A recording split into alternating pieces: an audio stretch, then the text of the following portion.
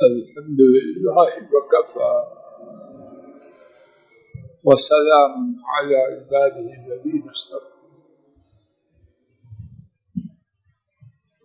اللہ مالک کی توفیق سے قربانی کے مسائل کے متعلق پڑھا جا رہا ہے. کل بات میں یہ ذکر کیا گیا کہ ایک موقع پر مسکین لوگ ان کا قافلہ مدینہ طیبہ پہنچا تو نبی کریم صلی اللہ علیہ وسلم نے 3 دن سے زیادہ قربانی کا گوشت ذخیرہ کرنا اس سے منع فرمایا. آئندہ سال جب حالات نارمل ہوئے آپ صلی اللہ علیہ وسلم نے چاہا، حضرت صلی اللہ علیہ وسلم نے فرمایا جتنا چاہو کھاؤ، جو چاہو صدقہ کرو، جو چاہو ذخیرہ. اب قربانی کا گوشت ذخیرہ کرنا اس کا حکم کیا ہے، آج کا سبق اس کے متعلق شروع ہوتا ہے. صفحہ 76 آخری صفحہ. قربانی کے گوشت کا ذخیرہ کرنا، اس بارے میں 3 باتیں. پہلی بات، جیسے کہ پہلے بیان کیا جا چکا ہے، قربانی کے گوشت کا کھانا، صدقہ کرنا اور اس کا ذخیرہ کرنا سب جائز اور درست. البتہ ایک موقع پر نبی کریم صلی اللہ علیہ وسلم نے مفروق الحال بدوی لوگوں کے مدینہ طیبہ آنے پر 3 دن سے زیادہ کے لیے قربانی کے گوشت کے ذخیرے سے منع فرما دیا، لیکن پھر اس کے آئندہ سال اس کی اجازت دی.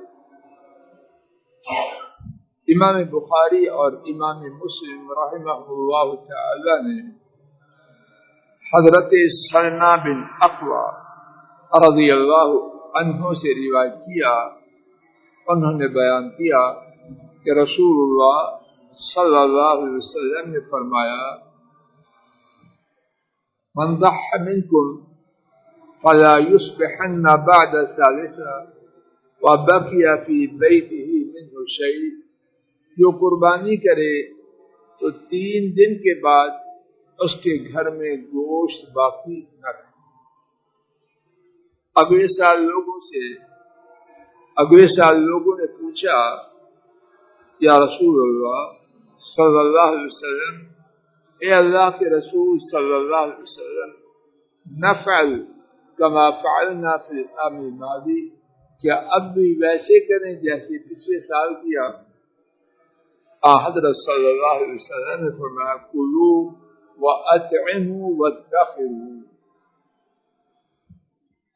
کھاؤ، کھلاؤ اور ذخیرہ کرو.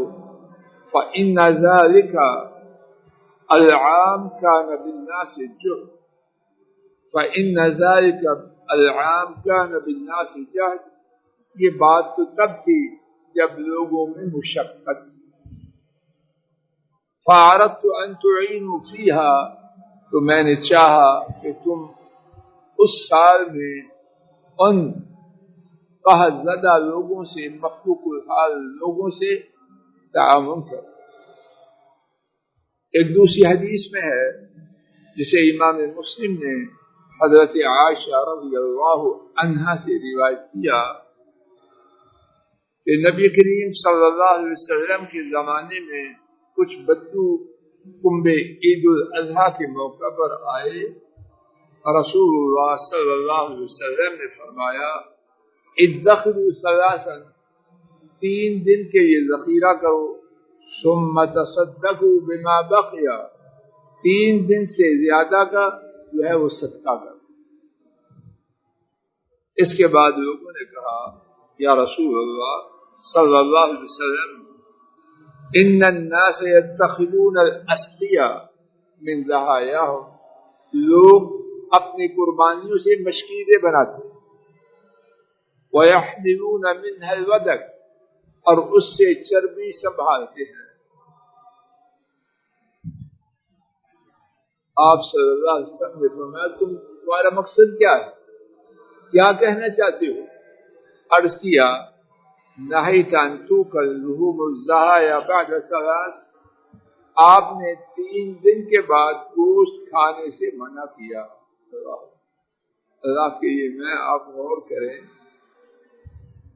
حضرات صحابہ ڈرتے تھے، مشکیزیں بنانے سے منع نہ کیا تھا، چربی کو اکٹھا کرنے سے منع نہ کیا تھا، لیکن ڈرتے تھے کہ کہیں نبی کریم صلی اللہ علیہ وسلم کی نافرمانی نہ ہو۔ اور آج ہماری کیفیت کیا ہے؟ واضح حکم کے باوجود سوراخ نکالو، تو ہم آپ کے احکامات میں سوراخ نکال کے کوئی چھلنی ہو۔ اللہ نے ہمیں دنیا ہی میں سزا دی ہے کہ ہماری کوئی جانب سالم نہیں۔ کیسے بچیں گے؟ اسی طریقے پر بچیں گے جو صحابہ نے اختیار کیا۔ اور اللہ کے لیے یہ پڑھنے پڑھانے کا اصل مقصد یہ ہے کہ نبی کریم صلی اللہ علیہ وسلم کے طریقہ پر آ جائیں۔ باقی ساری دکاندار، اگر وہ طریقہ نہیں تو کھیل اور تماشا ہے جس میں ہم لگے۔ حضرت بات واضح ہوئی تھی، حضرت صلی اللہ علیہ وسلم نے فرمایا انما نہیتکم من اجل الدافہ، وہ تو آنے والوں کی وجہ سے میں نے روکا تھا، التی دفت، جو آئے، فکلوا وادخروا وتصدقوا، اب کھاؤ، ذخیرہ کرو اور صدقہ کرو، اب تمہیں چھٹی ہے، جیسے چاہو ویسے کرو۔ مسند احمد کی ایک حدیث سے معلوم ہوتا ہے کہ نبی کریم صلی اللہ علیہ وسلم نے فرمایا انی کنت امرتکم الا تأکل اضاحی فوق 3 ایام لتسعکم، میں نے روکا تھا کہ 3 دن سے زیادہ اپنی قربانیوں کا گوشت نہ کھانا، کیوں؟ تاکہ سب کو کفایت کر دے۔ جن لوگوں کے پاس کچھ بھی نہیں ہے ان تک بھی گوشت پہنچ جائے۔ وَإِنِّي أُحِلُّهُ لَكُمْ، اور بے شک میں اب تمہارے لیے جائز قرار دیتا ہوں، فَكُلُوا مِنْهُ مَا شِئْتُمْ، اس سے جتنا چاہو کھاؤ۔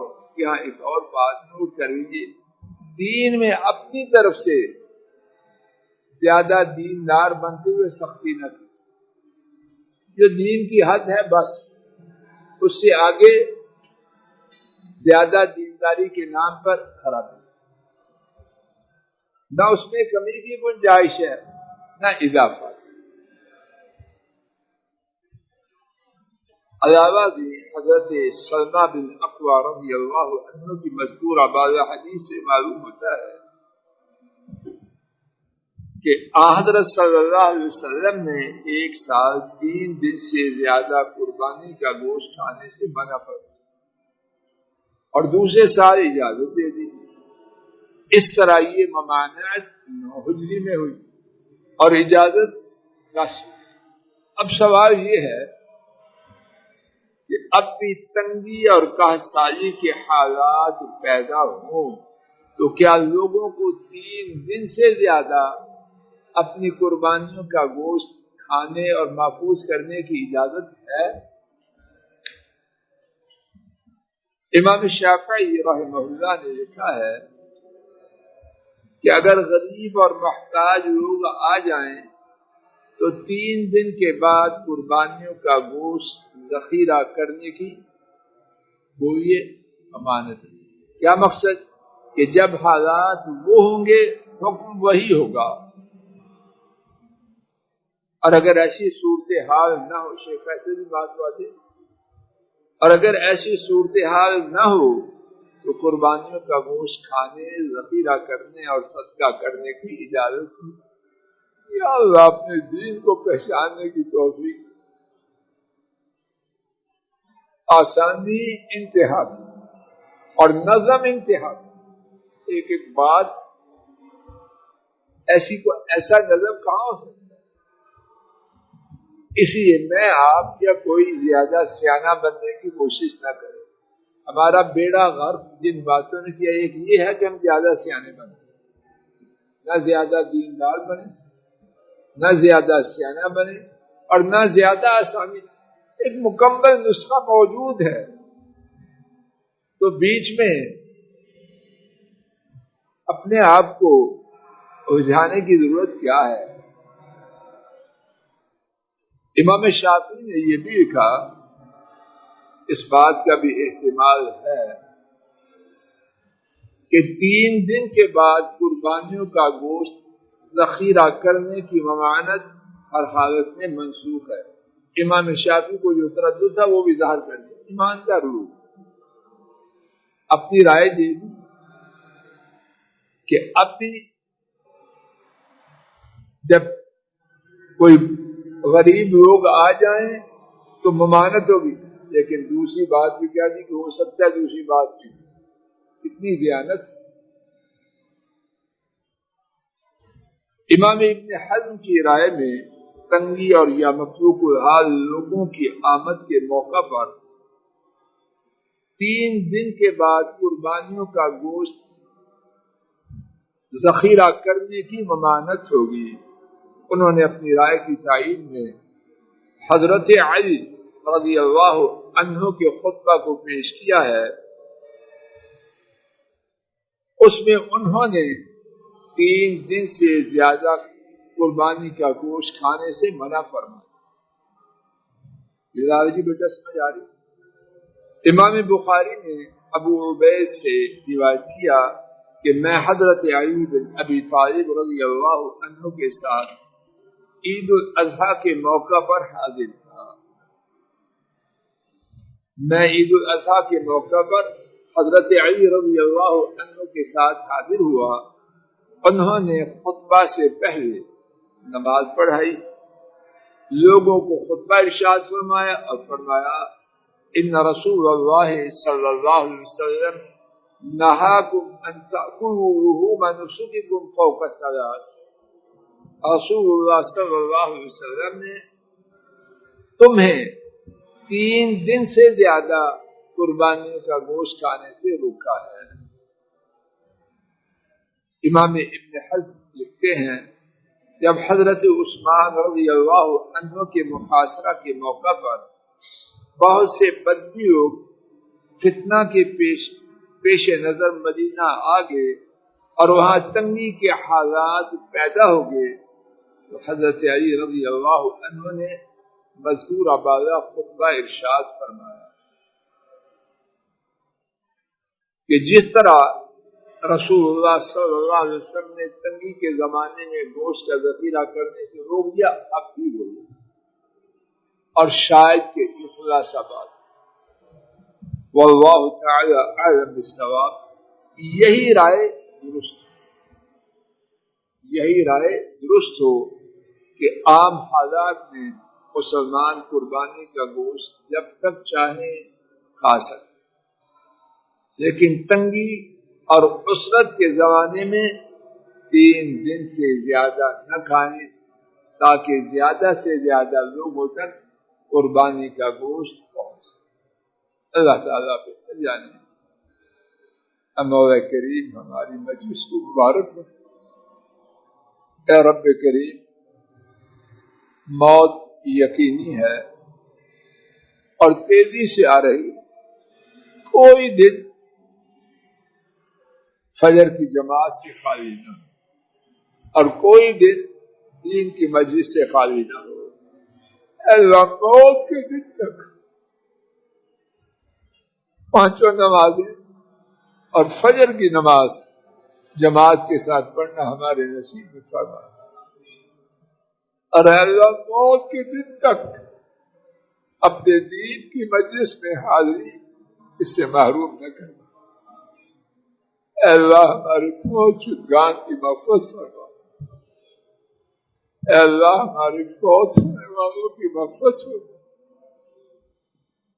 اے اللہ ہمارے فوت ہونے والوں کی مغفرت فرما، اے اللہ ان کے حق میں ہماری کوتاہیاں کو معاف فرما، اے اللہ ان کے حق میں ہماری کوتاہیاں معاف فرما، اے اللہ ان کے حق میں ہماری کوتاہیاں معاف فرما، اور اے اللہ ان کے لیے ہمیں اپنی رحمت سے صدقہ جاریہ بنا، اے اللہ ان کے لیے ہمیں صدقہ جاریہ بنا، اے اللہ ان کے لیے ہمیں صدقہ جاریہ بنا، اور اے اللہ ہماری اولادیں اور ہمارے گھر والے جو موجود ہیں انہیں جب تک زندہ رہیں ہماری آنکھوں کی ٹھنڈک بنا، اور جب فوت ہو جائیں اپنی رحمت سے انہیں ہمارے لیے صدقہ جاریہ بنانا۔ اے اللہ ہمارے آباء و اجداد جو جا چکے ہیں ان کے گناہوں کو معاف فرما، درجات کو بلند فرما، اے اللہ ان کے حقوق کی ادائیگی میں ہماری جو کوتاہیاں تھیں اور یقیناً تھی اے اللہ انہیں معاف فرما۔ ہم نالائقوں کو اپنے والدین آباء و اجداد کے لیے صدقہ جاریہ بنا، اور جن کے والدین زندہ ہیں انہیں ان کی موجودگی سے کما حقوق فائدہ اٹھانے کی توفیق عطا فرما۔ اے اللہ ہمارے گھروں میں دین جاری فرما، اے اللہ دین جاری فرما، اے اللہ ہر خیر دین میں ہے اور ہر شر دین کے چھوڑنے میں ہے، اے اللہ یہ حقیقت ہمارے دل و دماغ میں جانشین فرما دے۔ اے اللہ ہماری اولادوں کو، ہمارے گھر والوں کو، ہماری آنکھوں کی ٹھنڈک بنا، اے اللہ امت میں دین کا دورہ فرما۔ بے حیائی، بے غیرتی، فحاشی، بدماشی اس کا سیلاب ہمارے گھروں میں بھی پہنچ چکا ہے، اے اللہ اس سے نجات دے، اے اللہ اس سے نجات دے، اے اللہ اس سے نجات دے۔ پاکیزگی، طہارت، ستھرائی، تقوی، پرہیزگاری اس کو عام فرما، اس کو عام فرما۔ اے اللہ کورونا کی وبا اور دیگر بیماریاں جنہوں نے ہمارے گھروں پر حکمرانی ہمارے گناہوں کی وجہ سے قائم کر رکھی، اے اللہ ان سے نجات دے، اے اللہ ان سے نجات دے۔ امت کے تمام بیماروں کو شفا عطا فرما، پریشانوں کی پریشانیوں کو دور فرما، دکھیوں کے دکھوں کا مداوع فرما، مظلوموں کی مدد فرما، ظالموں کو ہدایت دے، بے اولادوں کو نیک اولاد دے، اولاد والوں کی اولادوں کو ان کی آنکھوں کی ٹھنڈک بنا۔ اے اللہ رشتوں کے لیے پریشان والدین کو بہترین رشتے عطا فرما، اور رشتوں کے بعد پریشان والدین کی مدد فرما۔ اے اللہ امت کو بلند فرما، امت کے دشمنوں کو نیست و نابود فرما، ہمارے ملک کے پاک کی خیر فرما، مساجد کو آباد فرما، مدارس کو جاری فرما۔ اے اللہ اپنے فضل و کرم سے تمام معاملات دین اور دنیا کی سدھار دے۔ اے اللہ ہسپتالوں سے محفوظ فرما، اے اللہ ہسپتالوں کی موت سے، وینٹیلیٹر کی موت سے، بے ہوشی کی، کومے کی موت سے اپنے رحمت سے محفوظ فرما۔ اے اللہ ایمان، عافیت، صحت و عمری ہدایت والی زندگی عطا فرما، اور ایمان اور عافیت والی، کلمہ توحید والی موت نصیب فرمانا۔ اے اللہ ایمان و عافیت والی زندگی اور ایمان و عافیت والی موت عطا فرمانا۔ ربنا آتنا فی الدنیا حسنہ وفی الآخرۃ حسنہ وقنا عذاب النار۔ اللهم انا نسألك بأننا نشهد أنك أنت الله لا إله إلا أنت الأحد الصمد الذي لم يلد ولم يولد ولم يكن له كفوا أحد، وصلى الله تعالى على خير خلقه وعلى آله وأصحابه وأهل بيته وأتباعه إلى يوم الدين، آمين يا رب العالمين۔